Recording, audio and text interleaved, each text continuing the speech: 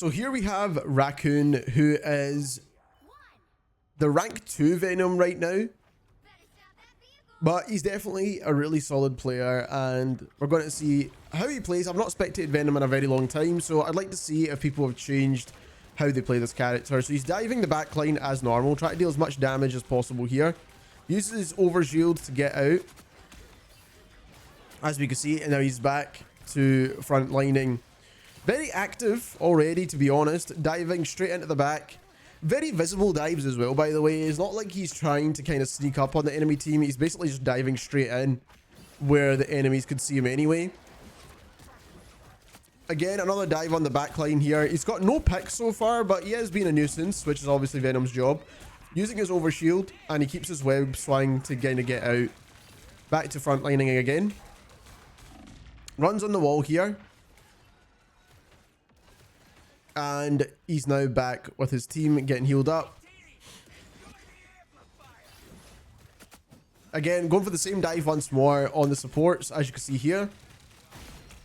Straight on to the cloak and dagger, and he gets them out the game. He's got his ultimate ready to go, and this is the bit where he actually got buffed, where it deals reduced healing effects as well, which I think for Venom makes perfect sense.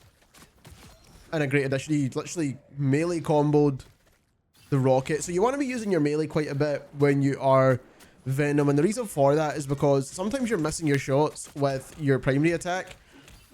So you just want to kind of combo on your melee, make sure you get those close range hits in. It gives you extra damage. There's a lot going on here, to be honest. He's used his overshield now. Again, he's trying to dive on the backline. He's probably going to use his web sling. He might get caught out here, which he does. I think he did overextend just a little bit there, if I'm being perfectly honest with you.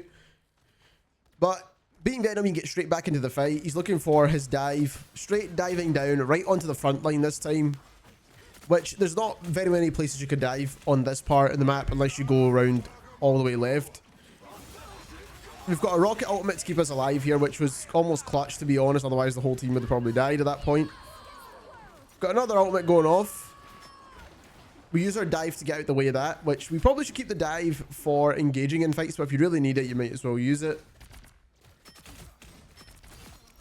Get a quick finish on the Strange. I don't know who we killed there, but we killed someone. Yeah, I think it was the Strange we killed. And then we're on top of this rocket right now. Again, using our overshield to keep us alive here. Venom survivability is actually just crazy good, man. The amount of fights where you think you would be dead, and then you just pop that overshield and just get pretty much all your HP back. And the longer you kind of stay in the fight, the more value you get from it. But it's kind of like a timing thing where you need to make sure you don't kind of stay too long, right? Because otherwise you'll die. Popped his ultimate there. Gets the reduced healing effects on some of the enemies here. The Strange tried to counter the ultimate as well. We've got another rocket ultimate going on as well now.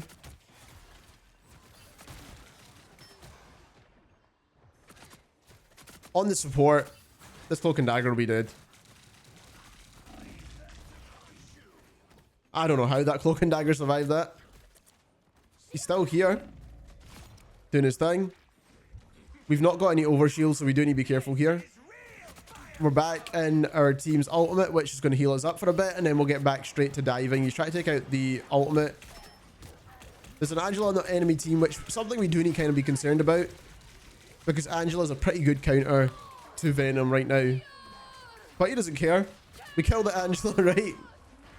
Hiding on the wall, staying behind cover. If you stay behind cover, you don't get killed by the Scarlet Witch ultimate. Blade and the Angela's pretty solid at countering us right now, so those are the two heroes we kind of need to be wary of. Blade's just raw output of damage is pretty solid now, especially with the buffs to the Season 4 update, 4.5 update. On the wall here, trying to get a kind of more sneakier flank, hopefully. Because all the dives that he's been doing so far are pretty obvious ones. And now we're getting some peels on the rocket, right? So the rocket's got peels from the blade, and we need to be careful of that. Got to dive straight down again.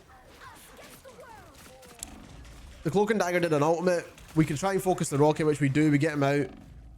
Bit of frame dropping here because there's so much going on. The map moving is crazy, man.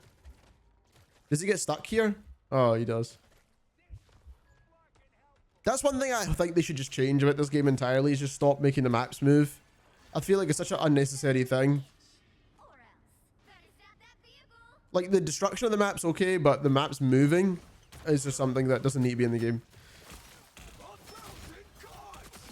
Got the Luna out, man. Definitely focusing the dive. The supports very well with our dive, I mean.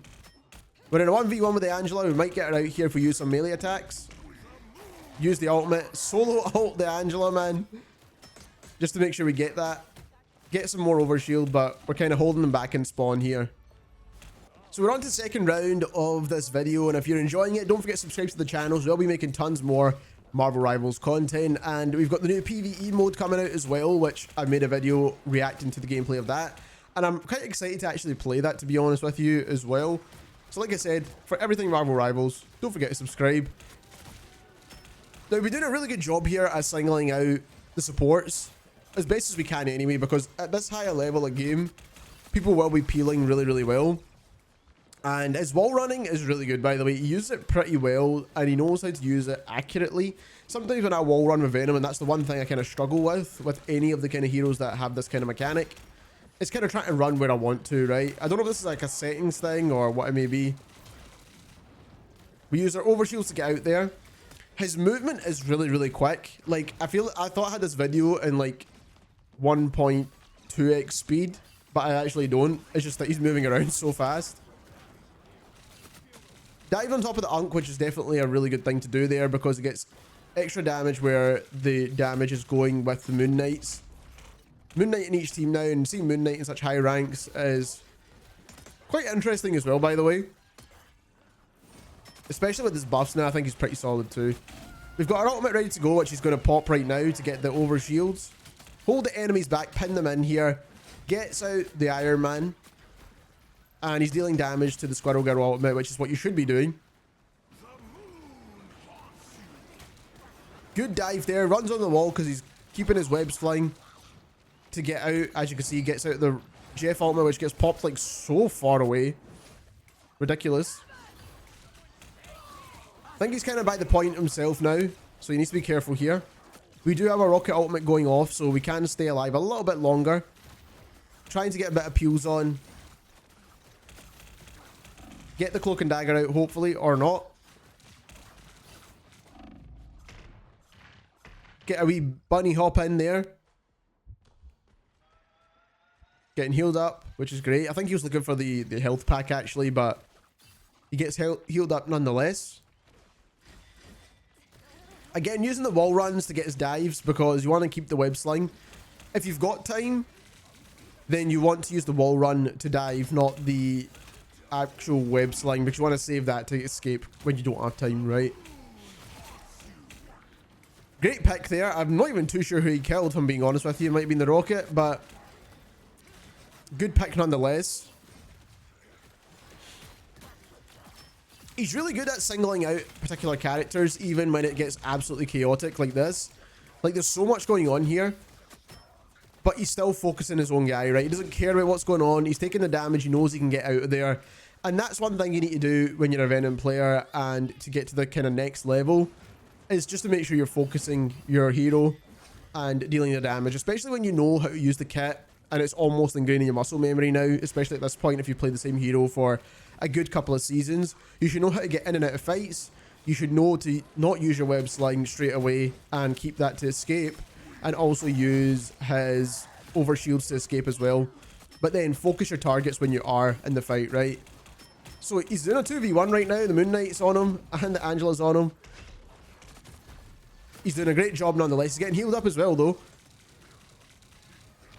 But he's doing a really good job, man. Like, this is actually insane. He's pinned back the enemy team, kind of almost single-handedly to some extent.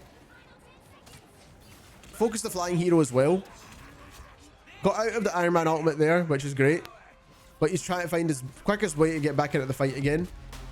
So there we have it. That is our guy Raccoon, who goes 24-1 as Venom with 17 final hits. Now that means every fight he was in, he was very effective in, and also he managed to get some kind of kill out of it, which I think is very impressive, especially since he initiated most of those fights himself. I think overall he singled out targets really well, and he obviously knows how to use Venom's kit well, which, to be honest, the pretty easy way to understand it is to keep his overshields to when you're low HP and keep your web sling to escape, and that's kind of how you want to use Venom for the most part.